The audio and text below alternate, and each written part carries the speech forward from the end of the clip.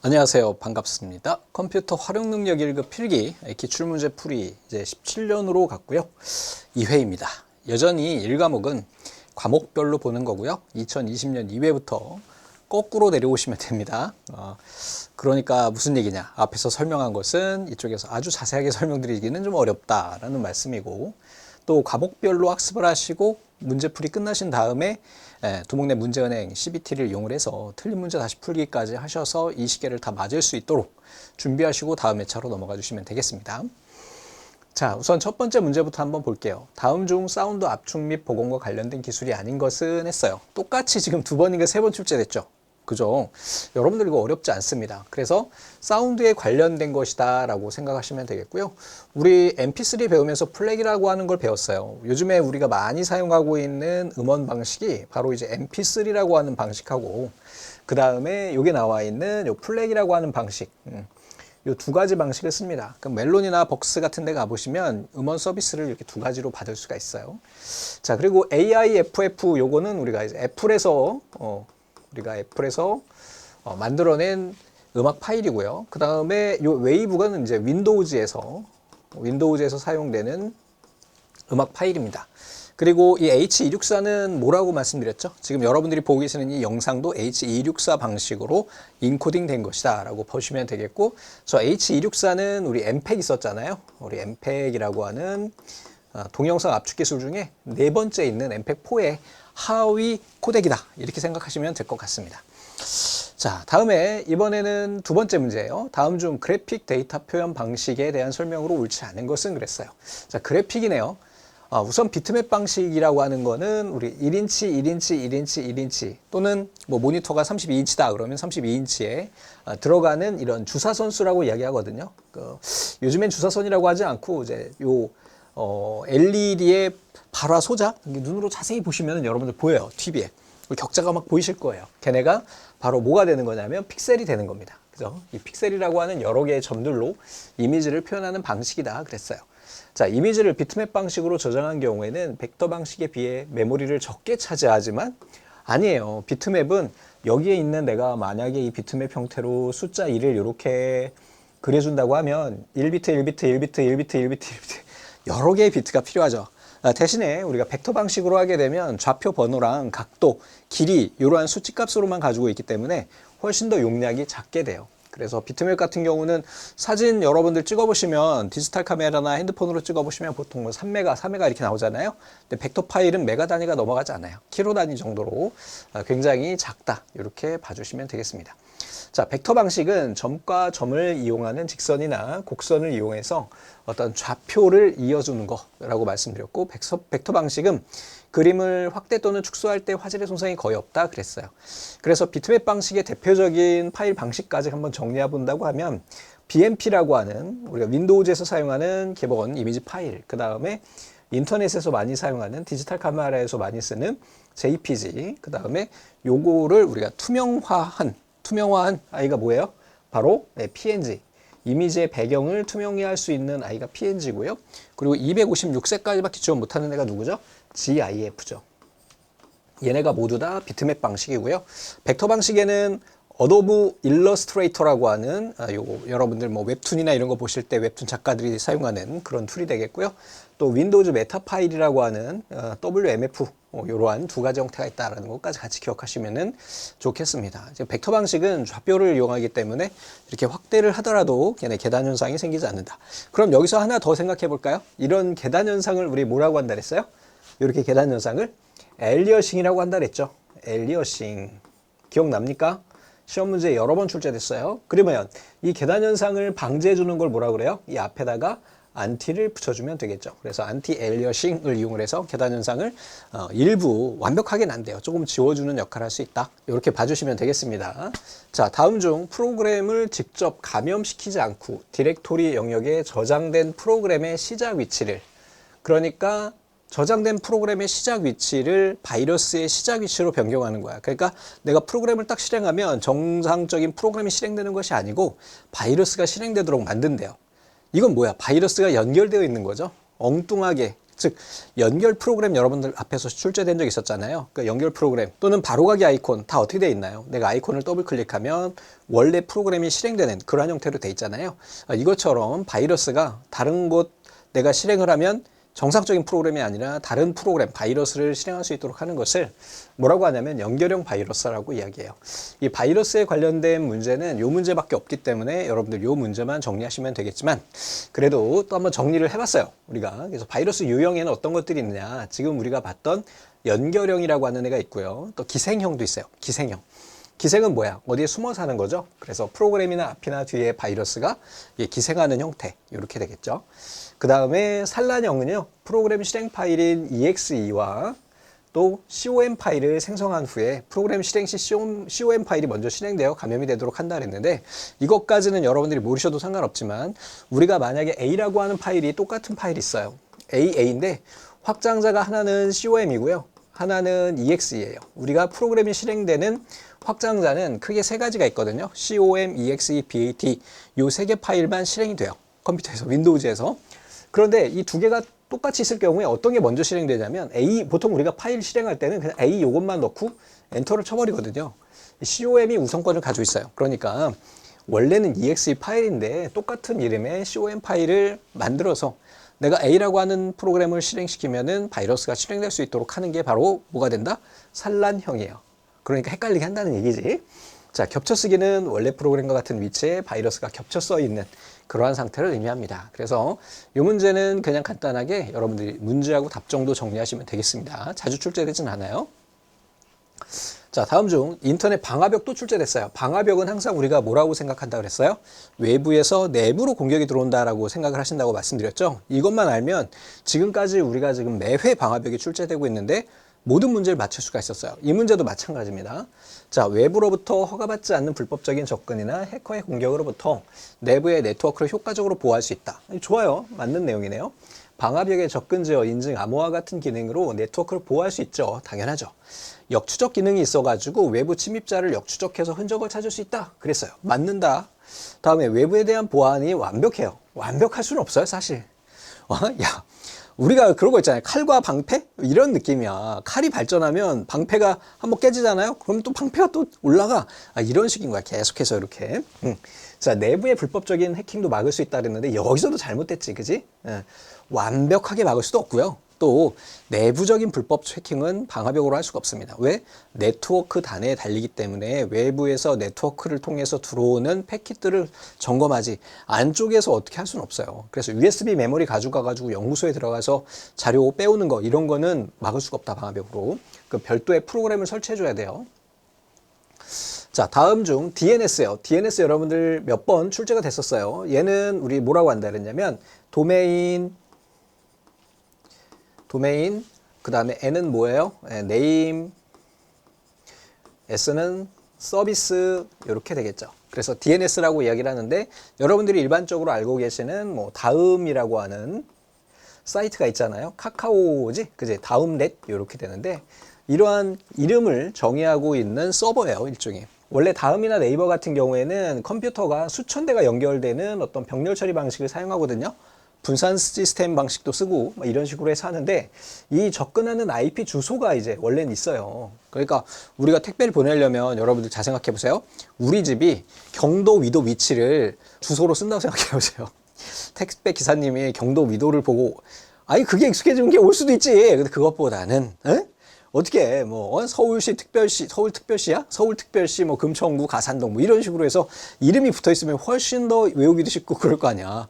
좌표 숫자 외우는 게 너무 어렵잖아요. 그지? 같은 좌표에 또 뭐가 다른 사람도 살 수가 있어. 그래서 요렇게 이런 IP 주소처럼 사람이 외우기 어려운 것을 요렇게 문자 형태로 변경해주는 역할을 하는 아이가 바로 누가 된다? 자, DNS라고 하는 애가 들어가게 되는 거고 얘는 대규모 데이터베이스 시스템이다. 왜? 요거 이제 전환해주는 역할을 하거든요. 여러분들이 인터넷 창에다가 뭐 다음넷 이렇게 딱 치시면은 해당하는 통신사의 DNS 서버가 다 있어요. 유플러스도 데이터베이스 이 서버가 있고요. 그 다음에 KT, SKT 다 있습니다. 그냥 걔네들 자기만의 DNS 서버로 가서 거기서 빠르게 주소를 변환하는 거야. 얘네 지금 IP가 뭐였지? 그럼 그쪽으로 연결해주는 서비스가 바로 DNS가 되는 겁니다.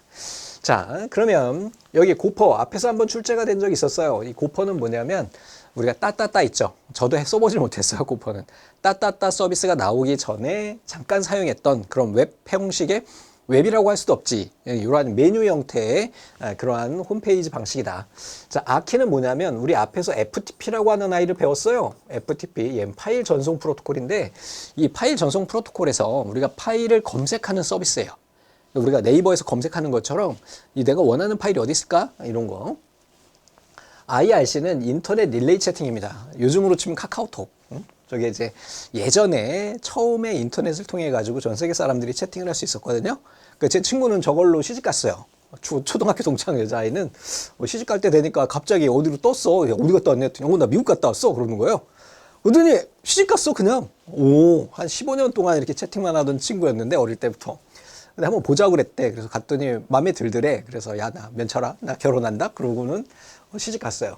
가끔 옵니다. 자, 시골 친구라서 자, 그런 아이다라는 거. NS 룩업이 바로 이거예요. 그래서 네임 서버 룩업 이러한 명령어가 있고요. 윈도우즈의 커맨드 라인에서 우리가 볼 수가 있어요. 그래서 제가 잠깐 보여드리면은 이렇게 보이는 거죠. 여기에다가 NS 룩업하고 한 칸 띄고 두목넷 이렇게 하면 얘의 저희 두목넷 서버가 있는 이게 코넷이에요. 코넷. 코넷이 뭐냐면 KT. KT 서버에 있는 거고 거기에 IP 주소가 이렇게 되는 겁니다. 됐죠? 그러면 결국은 우리 서버의 실제 주소는 뭐가 되는 거야? 126.126.14.35 요건데 요렇게 변환을 해주는 역할을 하는 애가 누가 있는 거야? 바로 DNS가 있는 거고 그 실제 IP를 확인해 볼 수 있는 아이입니다. 근데 실제로 저 IP는 자꾸 바뀌어요. 왜냐하면 그 보안 서비스의 일종이기 때문에 저렇게 접근할 수는 없습니다. 자, 다음 중 컴퓨터 통신의 OSI 7계층이에요. 이거 앞에서 한번 나왔었는데 제가 설명을 드렸었죠. 지난 회차였던 것 같은데요. 다시 한번 그냥 간단하게 정리만 해볼게요. 우리가 개방형 시스템, 즉 오픈되어 있는 우리가 여러분과 저가 인터넷을 통해서 연결되기 위해서 필요한 절차들을 정의해 놓은 거예요. 제일 먼저 물리계층이 있어요. 그래서 어떻게 외운다 그랬어요? 물대네트 세표 이렇게 외워주시면 됩니다. 7개예요. 음유를 넣어야 되는 거야. 예전에 순서가 많이 출제가 됐거든. 제가 예전에 이제 한 30년 가까이 된 것 같은데 저희 동네에서 컴퓨터 학원을 했었어요. 그때 이제 다니던 학생이 있었는데 문혁이라고 이름도 아직도 기억이 나. 그 친구가 이제 정보처리 기능사 시험을 준비하고 있었고 제가 인천 상설 시험장까지 봉고차를 몰고 가가지고 시험을 보게 했어요. 다른 아이들이 막 와글와글 그래. 선생님 저 붙은 것 같아요. 저 붙은 것 같아요. 근데 얘는 난 붙을지 안 붙을지 잘 모르겠다. 막 간당간당히 막 이래요. 그래서 야 뭐가 나왔냐? 그랬더니 선생님 OSI 7 레이어가 나왔어요. 그러는 거야. 그래서 야 어떤 문제였냐? 그랬더니 OSI 7 레이어가 총 몇 개 층이냐는 걸 몇 개 층이냐는 걸 고르라고 했대. 몇 개로 했냐? 8개로 했대. 아니 7개층인데 왜 8개로 하냐고 문혁아. 지금은 장가가가지고 애도 낳고 잘 살고 있겠지. 근데 그때 제가 그랬어요.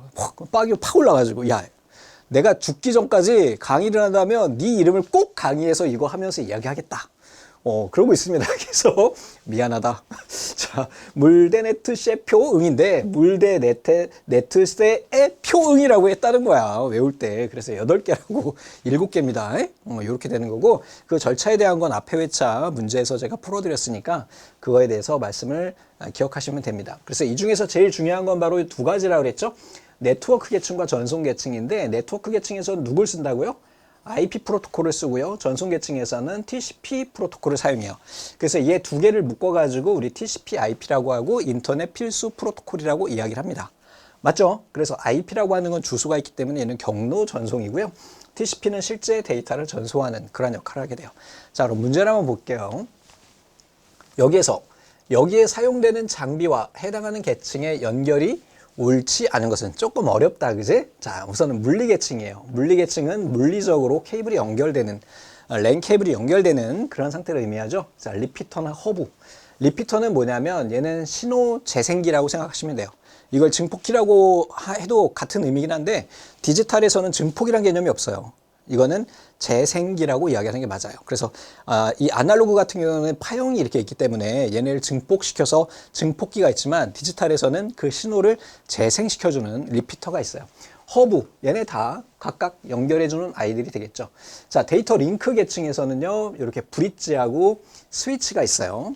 자, 네트워크 계층에서는 요게 라우터가 있고요. 응용 계층에 게이트웨이라고 있는데 이 게이트웨이가 어디에 해당하냐면 요렇게 데이터 링크 계층에 해당합니다. 자, 응용 계층에서 우리가 쓰이는 장비는요.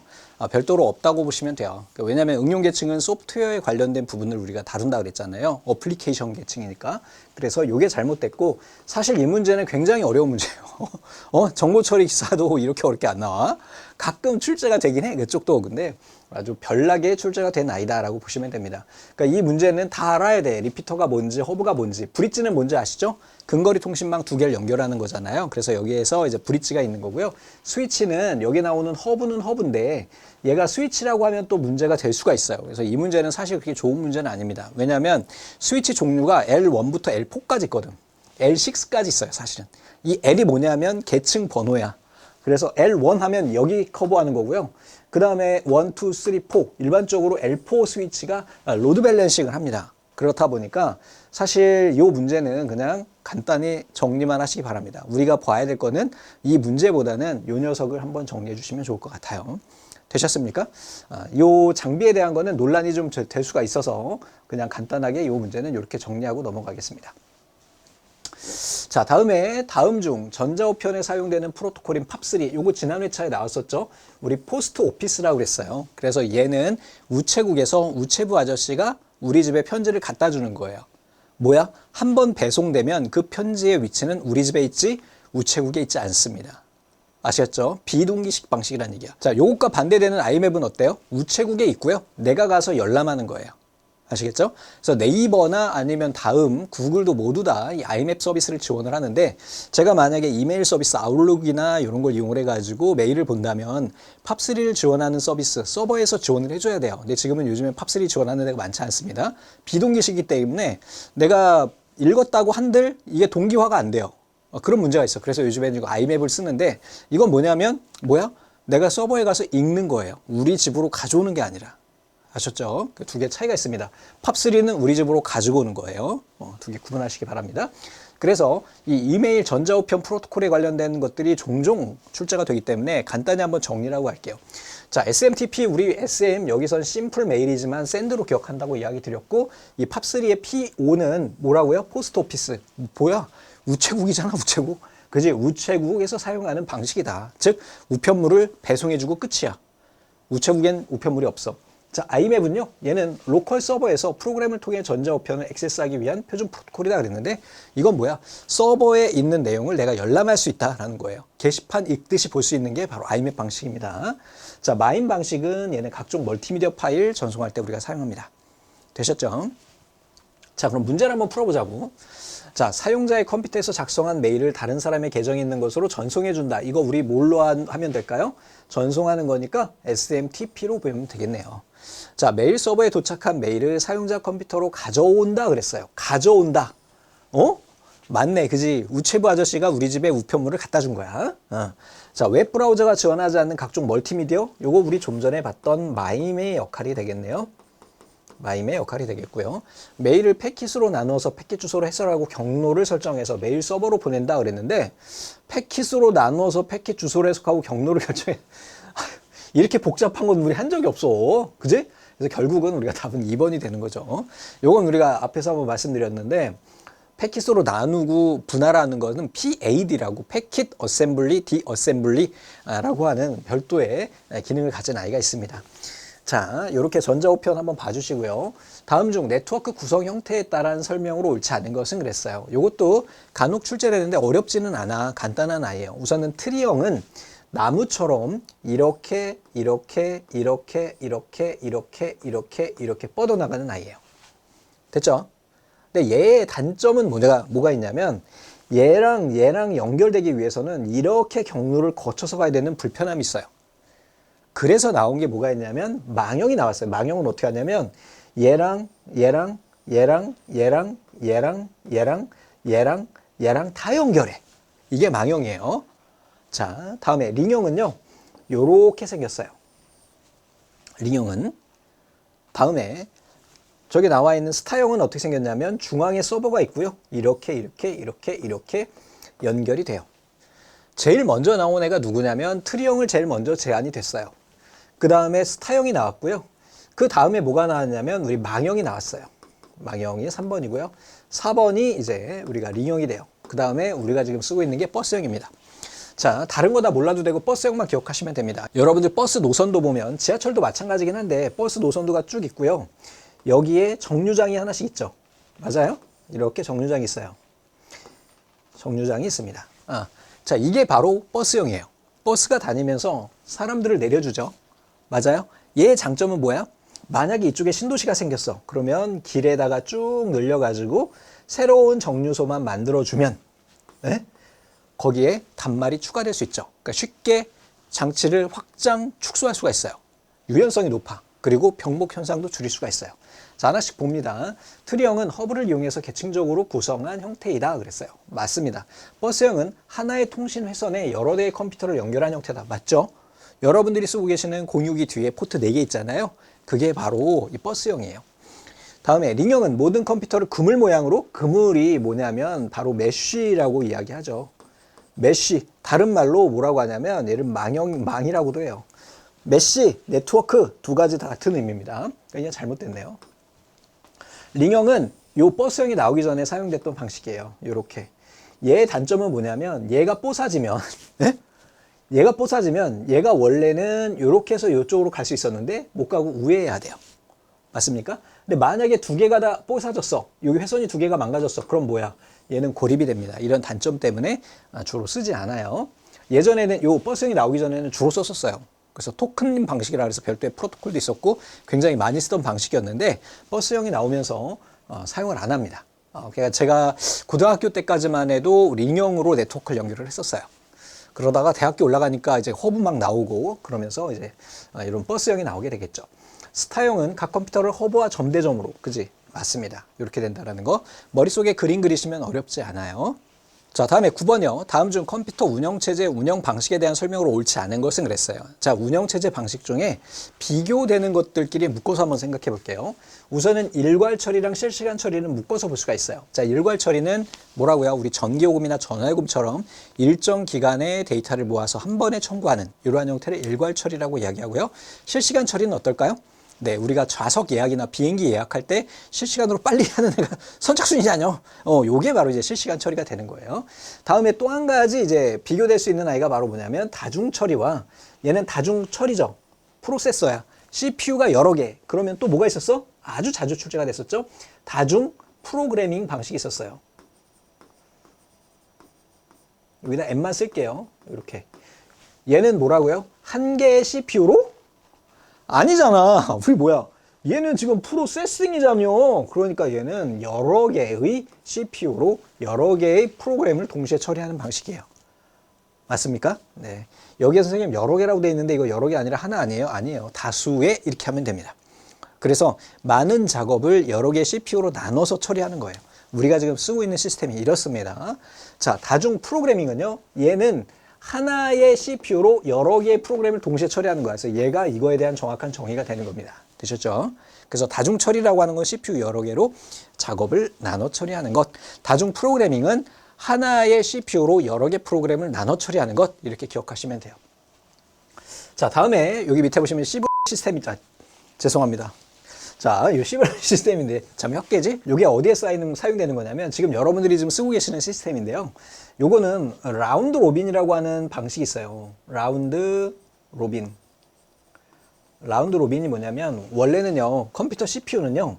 이걸 정확히 알고 계셔야 되는데 CPU가 하나 있을 때 얘가 어느 시점에 처리할 수 있는 프로세스의 값은 딱 하나밖에 처리를 못해요.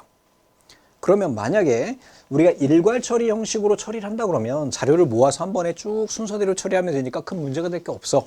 그런데 여러분들 스마트폰도 그렇고 컴퓨터도 그렇고 운영체제가 돌아가는 바탕하에 뭔가 실행이 되죠. 프로그램이 실행이 되고 네트워크가 되고 카톡이 되고 음악을 듣고 막 그러잖아.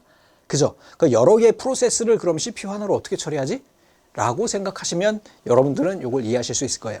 어떻게 하느냐? 우리 CPU에는 클럭 펄스라고 하는 애가 있다 그랬어요. 그래서 요즘에 나오는 아이들이 보통 3GHz에서 4GHz 정도의 주파수 대역을 가지고 있어요. 헤르츠가 뭐야? 1초 동안 3기가만큼 가는 거야. 기가가 구승이니까 1, 10, 100, 1000만, 10만, 100만, 1000만, 억. 3억 번의 파형이 움직이는 거예요. 클럭 펄스가 움직여. 그만큼 시간을 쪼개가지고 그 짧은 시간 동안 여러 개의 작업을요.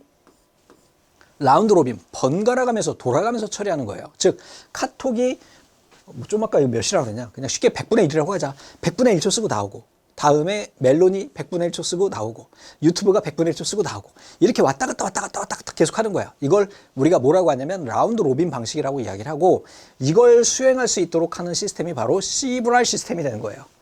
아시겠죠? 제가 혀가 좀 짧아가지고 약간 발음이 셌는데, 이렇게 강조하는 이유는 이거는 컴퓨터 관련된 시험에서 종종 출제되는 아이입니다. 왜 그러냐? 우리가 쓰고 있기 때문에. 되셨죠? 요거 좀 전에 우리가 배웠던 다중 프로그래밍 세 가지 모두 다 우리가 지금 쓰고 있는 시스템입니다. 얘는 혼합해서 쓰고 있어. 각각 있는 게 아니야. 어? 자, 일괄 처리도 마찬가지지 뭐. 실시간 처리도 그렇고. 자, 그러면 문제를 한번 냅다 보자 이거지. 우리가 자, 그럼 답을 한번 볼까요? 우리 좀 전에 봤듯이 이 녀석이 답이 되는 거죠. 한번 정리를 하고 가셔야 될 필요가 있습니다, 이건. 자, 다음 중 컴퓨터의 연산에서 사용되는 보수예요. 보수는 보충되는 수라고 생각하시면 됩니다. 즉, 우리가 이진수로 표현을 하잖아요. 그러니까 이진수의 보수라고 하는 것은 1이 되기 위해서, 어떤 값이 1이 되기 위해서 보충해야 될 수를 의미하는 거예요.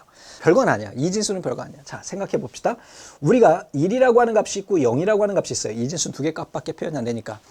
그러면 얘가 1이 되기 위해서 필요한 수는 얼마예요? 이렇게 생각해 봅시다. 필요한 수.